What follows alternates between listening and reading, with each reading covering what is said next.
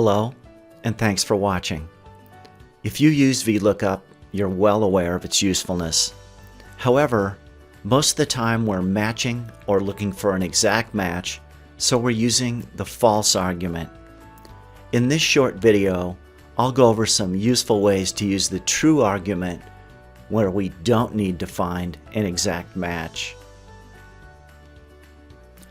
This is an example of a simple aging table, where a company's summarized accounts receivable are aged into categories based on how long the amount's been outstanding. The table occupies the range A5 through B8, while the formula resides in B2.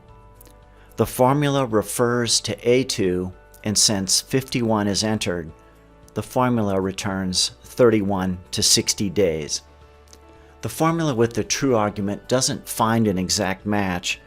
Provided column A is sorted ascending, it will look down the column and return the result by the next lowest number, which in this case is 31.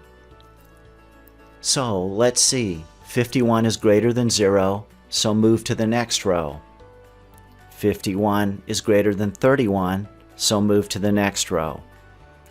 Wait a sec, 51 is less than 61, so go back up a row, and the result is 31 to 60 days. I have several examples of how practical this functionality can be. The first one is what you saw on the previous screen, an accounts receivable aging table. The data in columns A through C is 250,000 rows of pretend receivable information with the customer, the number of days outstanding, and the amount.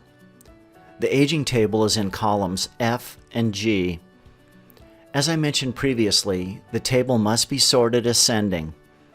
Another important item to note is that I have keyed the minimum number in each range into the leftmost column of the lookup table, the column that must be sorted ascending. To save some time, I've already entered the formula in column D and copied it all the way down. Note that we can also use in the formula a 1 for a true or a 0 for a false. That is, if you are a save the keystroke kind of person. Now that we have the data categorized, we can create a pivot table aging report very easily by clicking in the body of the data, choosing Insert, Pivot Table. We've confirmed that it's picked up the entire range. Select OK. I'm going to want the payer in the row, the category in the column, and the amount as the value. Now those numbers are a little bit hard to read, so I'm going to reformat it by selecting Value Field Settings, Number Format, Accounting. No need to see the pennies, we'll just go with whole dollars. No symbol, we click OK, OK again, and the numbers are a lot easier to read.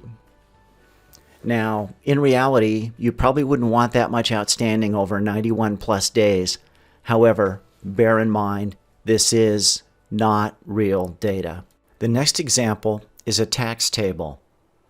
I obtained these rates from Forbes.com and created the table by keying the minimum number in each bracket into the table in the leftmost column. The formula then looks up the bracket based on each individual's income in column B. Again, in this example, I'm using a 1 in the formula instead of the term true. The final example where I might not need to find an exact match is school grades. In this lookup table, you'll find 0 to 59 as an F, 60 to 69 is a D, etc. And of course, 90 to 100 is an A. The pretend students are in column A, their percent correct is in column B, and the formula in column C pulls in the grade. In conclusion, There are a number of situations where, when using VLOOKUP, you don't necessarily want an exact match. If this is something you think you would use repeatedly, I would set up a template or a permanent file with your time-tested lookup table already in place. Then, when the new data arrives, just replace the old data with the new and make sure the formula extends all the way to the bottom. One other point. These examples all used whole numbers. If you have a need to be more exact or to use decimals, I would experiment with decimals in the left column of the table to make sure the result is what you want. The best thing to do is to make it correctly once, save it, and then use it repeatedly. That's it for Vlookup True. Thanks for watching.